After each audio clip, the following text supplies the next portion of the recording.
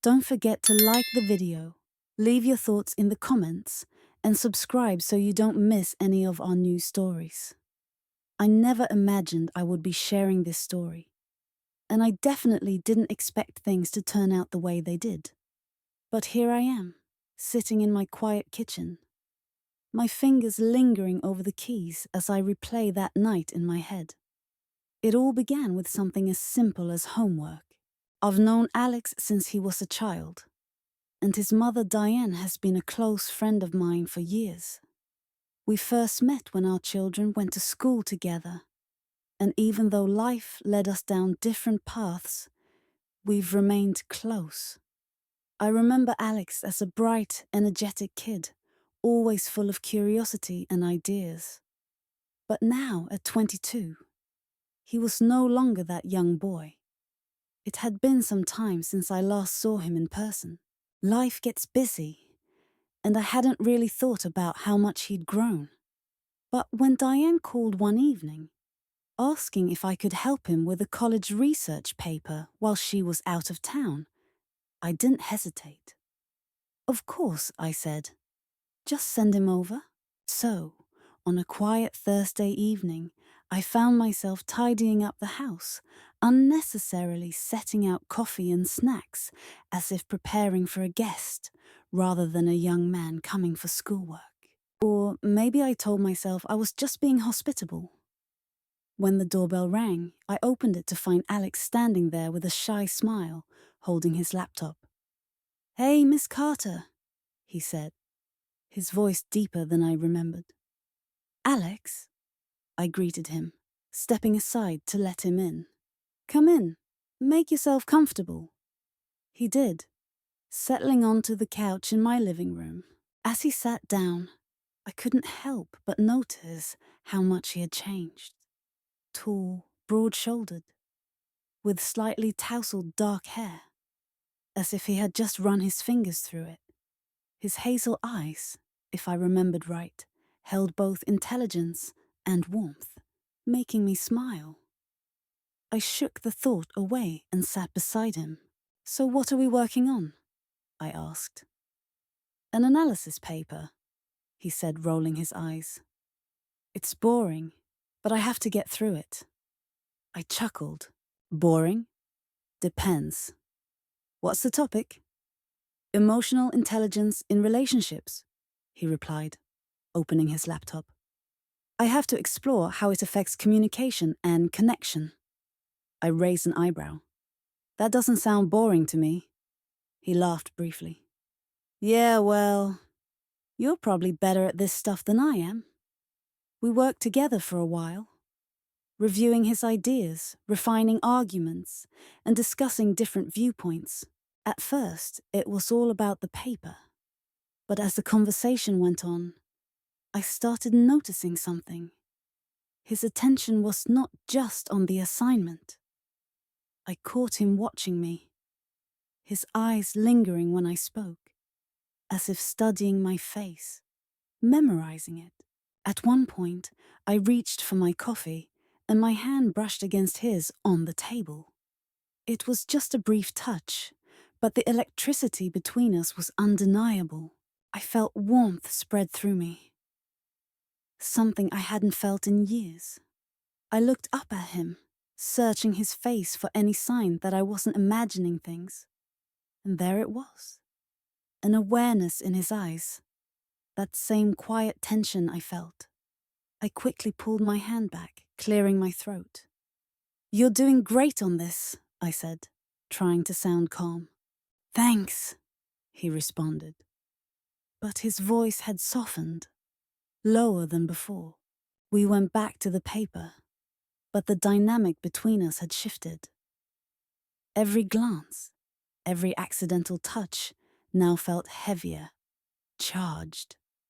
As I leaned over to point something out on his screen, I felt his gaze settle on me. His proximity was suddenly impossible to ignore.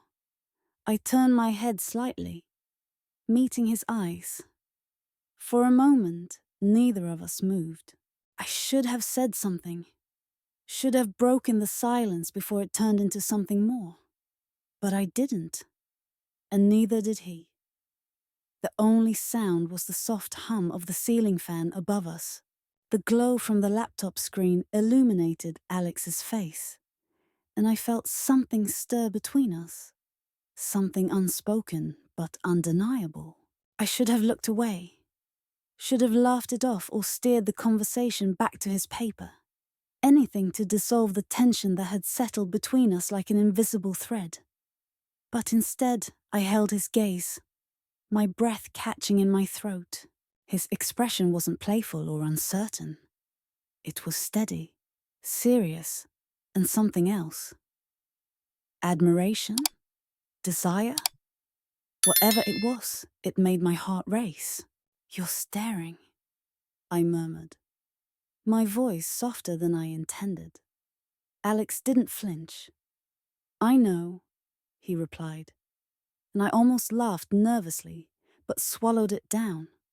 I was too aware of the way he looked at me, the warmth of his presence beside me. The air between us felt charged, as if one wrong move would tip us over the edge. I shifted slightly, breaking eye contact, and tucked a loose strand of hair behind my ear. "We should finish your paper," I suggested. "We should," he agreed, but he didn't move. I forced myself to focus on the laptop screen, but my mind was elsewhere. I could feel him still watching me, and that awareness sent a shiver down my spine. Minutes passed, maybe longer. Then, as I reached for my coffee, my fingers brushed against his hand again. This time, neither of us pulled away. The touch lingered, and when I looked back at him, I knew something was happening. Alex exhaled softly, his voice low and cautious. "Miss Carter," a part of me wanted to stop him, remind him of the boundaries we shouldn't cross. But another part, the part that had been lonely for longer than I wanted to admit, didn't want to step away. "You should call me by my name," I said, barely above a whisper. He hesitated, then said, "Emma." Hearing my name on his lips sent an unexpected warmth through me. I should have said something else, steered us back to safer ground. Instead, I let the silence stretch between us, thick with possibilities. Without thinking, I stood up. "I need some air," I said, more to myself than to him. I walked to the kitchen, placing my hands on the counter, trying to steady my racing heart. What was I doing? I was his mother's friend. I had known him since he was a kid. This was dangerous. But when I heard footsteps behind me, felt his presence close again, I knew I wasn't the only one feeling this. "You okay?" he asked gently. I turned to face him, arms crossed over my chest in a weak attempt to create a barrier between us. "This is complicated." Alex studied me for a moment. "I don't think it is." I let out a breathless laugh, shaking my head. "You don't." He stepped closer, and suddenly I was hyper-aware of everything. His height, the faint scent of his cologne, the warmth radiating from his body. "You're overthinking it," he said. "I see you, not as my mom's friend, not as some older woman helping me with homework. I see you." His words hit something deep inside me. How long had it been since someone looked at me like that? Since someone truly saw me? I swallowed hard, my fingers gripping the edge of the counter. "Alex, this can't happen." "Why not?" His question hung in the air, heavy and undeniable. I should have had an answer. I should have walked away, sent him home. Whatever this was, I should have ended it before it could start. But instead, I found myself staring into his eyes, drawn in by something I couldn't name. I didn't know what would happen next, but I knew that if I didn't stop this now, I wouldn't want to stop at all.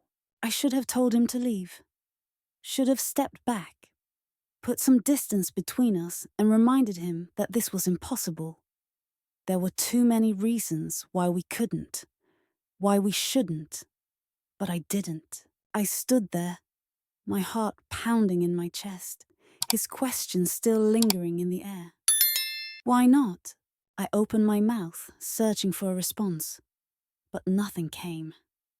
The truth was, I didn't have a good answer. Every excuse I could think of, the age difference, his mother, the sheer impossibility of what was happening, felt weak compared to the way he was looking at me. My voice faltered. I took a deep breath, trying to calm my thoughts. Alex, this isn't... Before I could finish, he stepped closer, his hands resting lightly on the counter, not trapping me, but close enough that I could feel his warmth. Tell me you don't feel it, he said softly. My breath caught. It doesn't matter if I do, but you do, he said. It wasn't a question. The truth hung between us, undeniable. I turned my head, staring at the dark window above the sink, my reflection barely visible in the glass. What was I doing? I wasn't some reckless teenager, someone who made impulsive decisions. Yet here I was, standing in my kitchen, with my best friend's son looking at me as if I were the only thing in the world that mattered. I let out a slow breath. This is crazy. Alex tilted his head, a small smile playing on his lips. Maybe. I looked at him, really looked at him. The boy I had once known was gone, replaced by a man, confident, self-assured, standing before me without hesitation. He knew what he wanted, and in that moment, I let him in, because I wasn't sure I had the strength to walk away. A silence stretched between us, thick and charged. I could feel my pulse in my throat, hear the faint ticking of the clock on the wall. The air felt too warm, my skin too sensitive. Then, without thinking, I reached up and brushed my fingers lightly against his jaw. A simple touch, barely there, but the way his breath caught told me he felt it too. This is dangerous, I whispered. I don't care, he murmured. I swallowed hard. I should have stepped back. I should have told him to stop, but I didn't move. And in that moment, I knew I had already made my choice. I should have told him to leave, to forget this ever happened. But as I stood there, feeling the warmth of his breath so close to mine, my resolve crumbled. Alex didn't move, didn't push, didn't say another word. He was waiting for me to choose, to stop this before it went any further, or to release the hesitation that had been holding me back. And God help me, I didn't want to stop. Slowly, deliberately, I placed my hand on his chest. His heartbeat was steady beneath my fingertips, but I could feel the tension in him, the restraint. I could feel how much he wanted this, how much we wanted this. Emma, he whispered, my name a plea on his lips. I exhaled shakily, my fingers tightening against his shirt. This was insane. It went against everything I knew, everything I'd ever believed. But logic had nothing to do with the way my body reacted to him, the way my heart raced when he looked at me. For so long, I had been the responsible one, the one who followed the rules. But standing there, I realized something. I was tired of doing what was expected. I wanted this, him. And before I could talk myself out of it, I closed the distance between us. The moment our lips met, a shiver ran through me. His hands moved to my waist, pulling me closer, as if afraid I might change my mind. But there was no hesitation left in me. I melted into him, my fingers curling into his shirt. As the world around us faded into the background, the kiss started slow, uncertain, but then he deepened it, and suddenly everything felt real. This wasn't just a fleeting moment of weakness. This was something neither of us could deny any longer.